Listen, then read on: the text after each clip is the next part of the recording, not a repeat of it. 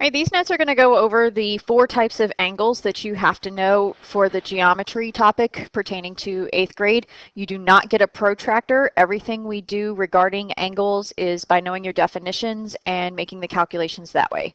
All right, so the first type that we are going to go over are what are known as vertical angles.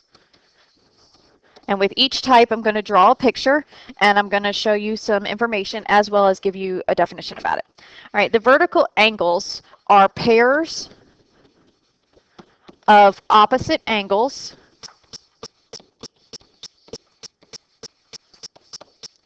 that are formed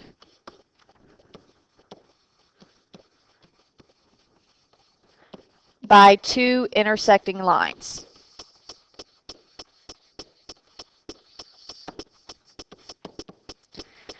Okay, and when you have those 2 pairs of, or those 2 angles that make up a pair, right, they are always equal. So vertical angles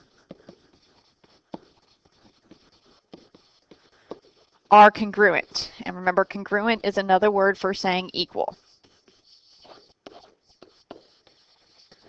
So now let's take a picture of what I'm talking about and see if we can figure out how to identify all the pairs of vertical angles that you're going to see. All right, so over here off to the side under the actual type of vertical angles, that's where I'm going to draw the picture, and then we'll do all the information writing on the right-hand side. So the picture I want you to draw is just take 2 lines, straight lines, and make them cross. That's 2 intersecting lines. You have now formed 4 angles in this picture.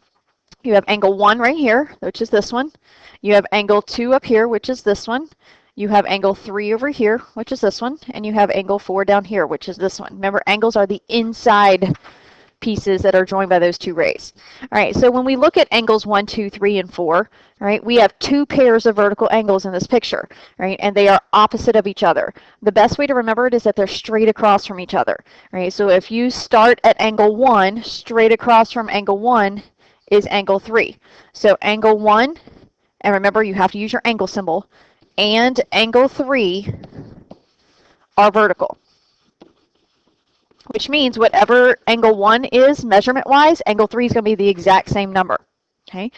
When you look at angle 2, which is this one right up here, if you go straight across from him, okay, you see angle 4. So angle 2 and angle 4 are vertical. All right, so they're the ones that are straight across from each other. In the past, we've used ways to help students remember by making a bow tie. So if you take angles 1 and 3, let me undo some of my work here. Okay, let me clear out this picture, and that'll actually help you out a little bit more, see what I'm talking about. When you have angles 1 and 3, it makes a bow tie. So the vertical angles are your bow tie angles, right? So you can look at it that way, right? Or you can think about it as a V turned sideways, touching another V. The only thing the vertical angles are going to have in common is that point where they touch right in the middle. So you have those 2, or you have something like this, where the only place they share is that vertex right in the middle, right? That's what helps you identify them as vertical, right? And like I said, we were talking about that the measures of them are equal. So if the measure of angle 1, remember that M on the outside means measure of angle, right? Measure of angle 1 is 42 degrees. Okay, then that means that the measure of angle 3 in our picture is also 42 degrees, because vertical angles are always congruent. There's no math to do to this. If they're vertical, they're equal, right? If the measure of angle 2 is 128 degrees, then the measure of angle 4 is also 128 degrees, because those 2 are vertical. So just remember that vertical means equal. They end in the same 2 letters, so that can help you out there too. All right, so that's one of the types of angles we're going to deal with. The next type of angle that we're going to be dealing with doesn't really have any calculation pieces to it. There's no numbers attached to it. It's just being able to identify them. And these are known as adjacent angles. Okay, when something is adjacent to somebody or something else, it is side by side to them. Your next door neighbor at home is adjacent to your house, right? So you're going to hear me say a lot about, you know, when you share a fence, that's your adjacent partner there. All right, so in an angle though, adjacent angle are angles that share a common ray. Remember, ray is an endpoint that has an arrow at the other end, and side. So basically, if it's given to you angle-wise in letters, which we'll do here in a second with letters, 2 letters have to be the same. That's an easy way that you can determine if you're dealing with adjacent angles or not. If they don't have 2 letters the same, then you don't have adjacent angles. All right, so once again, draw yourself 2 intersecting lines. This time that we're going to put letters on it. We're not doing angles 1, 2, 3, and 4. All right, so there's going to be a dot in the middle, and there's going to be a point at each end of each line, and then we're going to give them letters. So we're going to have X is right in the middle, and then go around A, B, C, and D. All right, so here is our angle formations that come off of 2 intersecting lines. Right, you still have 4 angles here, but instead of numbering them by angle, you're going to name them by letters. And we talked about how you can name different angles in class already, so this should not be something that I'm speaking to you for the first time with. All right, so just go ahead and start with one. If you start with angle AXB, so angle AXB, and you want to find out who's adjacent to it, all right, well, pretend there's a house right here.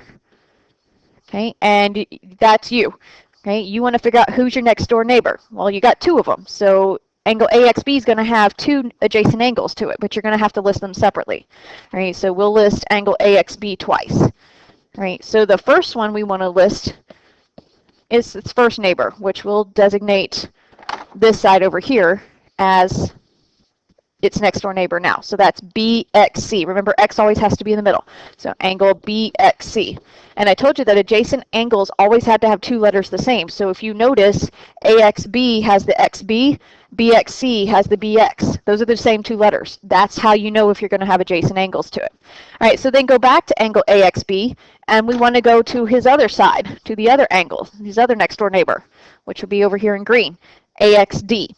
So angle AXD is adjacent to AXB. And if you look for the 2 letters, AX, AX. So you know you've got a pair of adjacent angles. All right, so that's 2 of them. All right, but there's a lot more in this picture than just those 2. All right, so you have to look for a little bit more.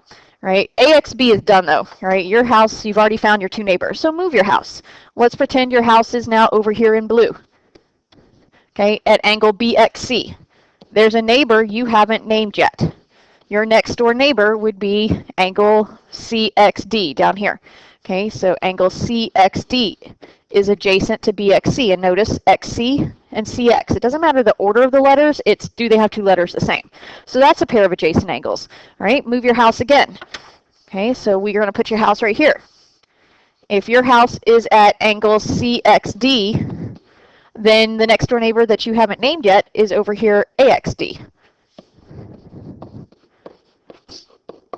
And if you notice, XD is the 2 letters it has in common. Right now, if you try to put your house over here on the green side, and you go to name your neighbors, AXD, you've already named the neighbor AXB. Okay, you have that one right here, the second one on our list. And if you go to the right-hand side where the black house is, that next door neighbor, you just named that one there. So you have already named every set of adjacent angles in this picture. Right? If there are 4 angles, you're going to have 4 sets of adjacent angles. We don't know anything about their measurements. There's nothing that says they're equal, not equal, etc. All right, all we know is that they are side by side, next door to each other, touching one side. So that's what you've got to remember about adjacent. All right, there is no actual calculation. You will have to look at a picture of angles and name the adjacent angles. All right, so just make sure you keep that mentally in your head. Okay, now the last 2, you are going to have some definite calculations attached to it. They each have their own number attached to them. The first one we're going to deal with is supplementary angles. Right? And these are angles whose degrees add up to 180. So the magic number on this one is 180. And there's a reason behind this. Right? When you are looking at supplementary angles, right, these are angles that are going to make a straight line. So the easiest way to remember this is the word straight line. And a straight line looks like this. That's also known as a straight angle. And a straight angle is worth 180 degrees. Right? So your angles, no matter how many are in there, 2, 3, 4, it doesn't matter, have to total 180 if they make a straight line. Right? So when we look at a picture, I'm going to go back to using my numbers here. Right? Again, I'm back to the intersecting lines with angles 1, 2, 3, and 4. If I'm looking to name the supplementary angles, right, it's the two angles that when you put them together make a straight line, and they have to be connecting to each other right now. Right? They don't always have to be touching each other in any picture, but in this picture they will be touching each other. Right? So for a set of it, if we have the measure of angle 1 and we add to it the measure of angle 2, you can see that angle 1 and angle 2 together made this straight line happen. So that's going to equal 180. So once you know what one of the numbers is, you can figure out the other number. Right? So let's keep looking for our other straight lines. If you find angles 2 and 3, those make a straight line. So the measure of angle 2 plus the measure of angle 3 also totals 180.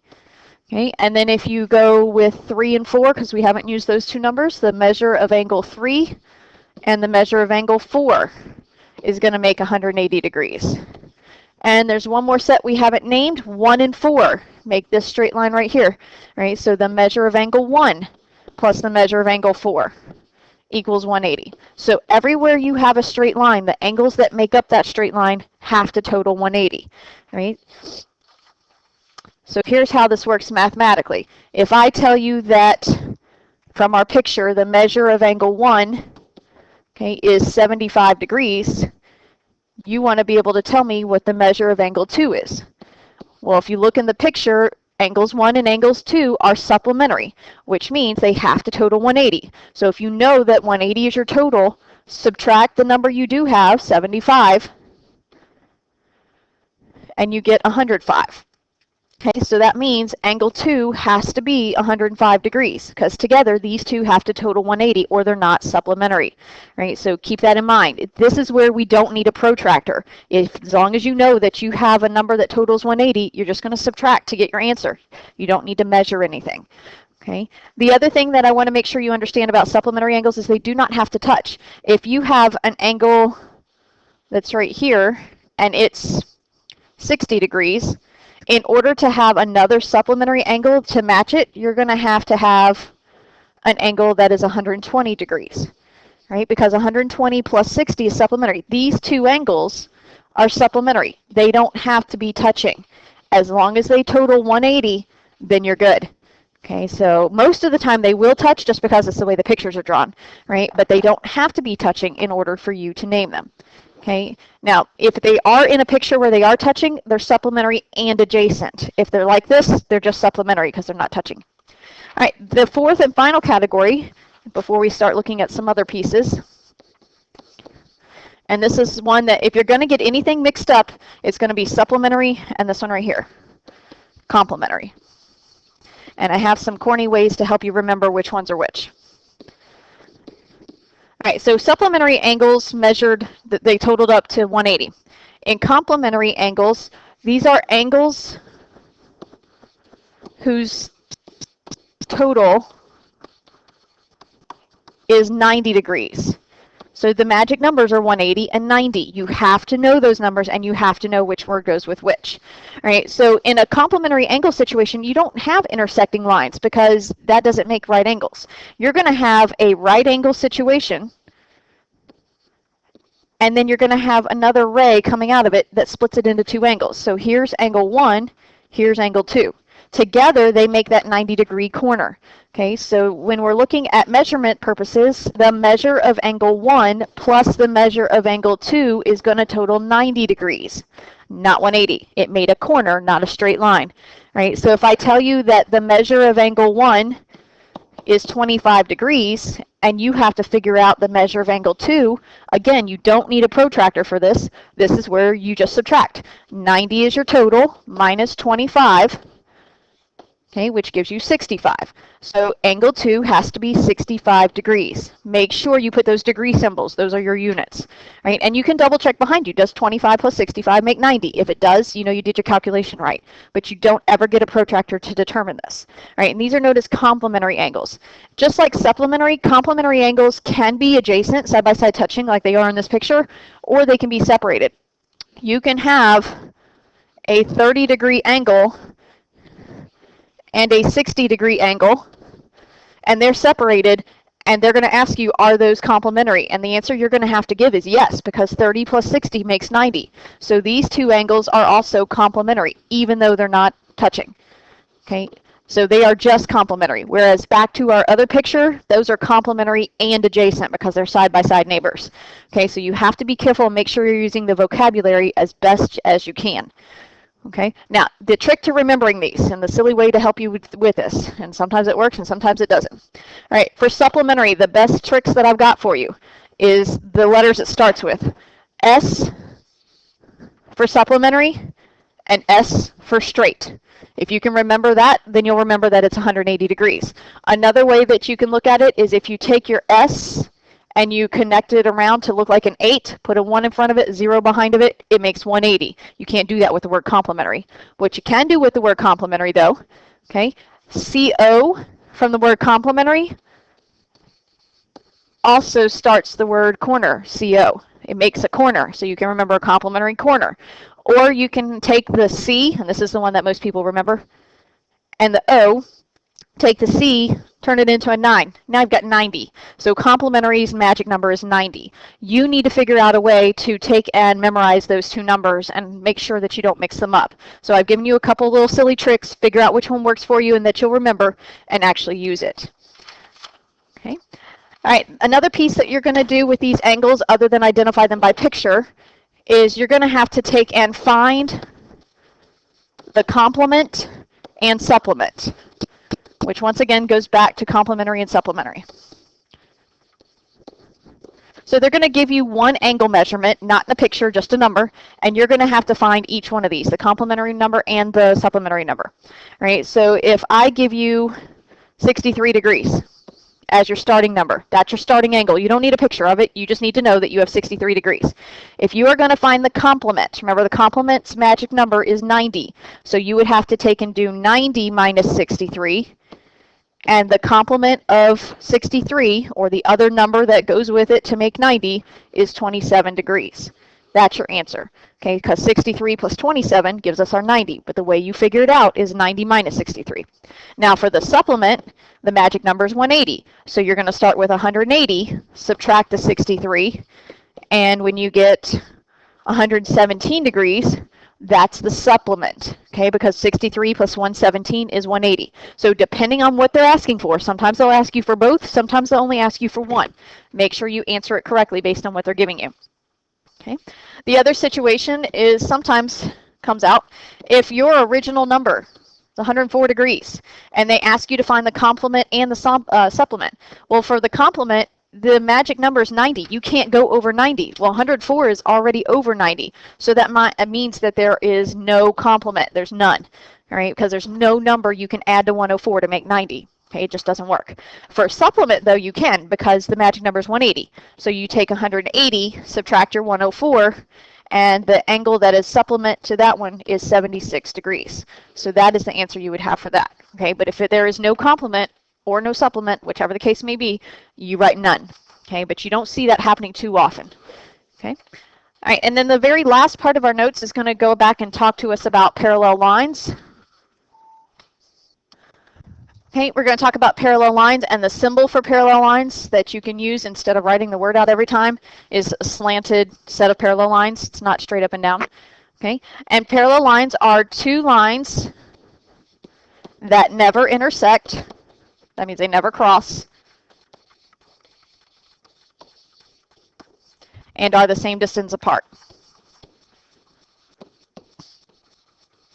And the reason we're talking about parallel lines here is because when you have parallel lines, right, with another line thrown in, you get angles created off of this. All right, so with this other line, though, it's called a transversal. Anything that transverses something crosses through it. right? So a transversal is a line that cuts through parallel lines.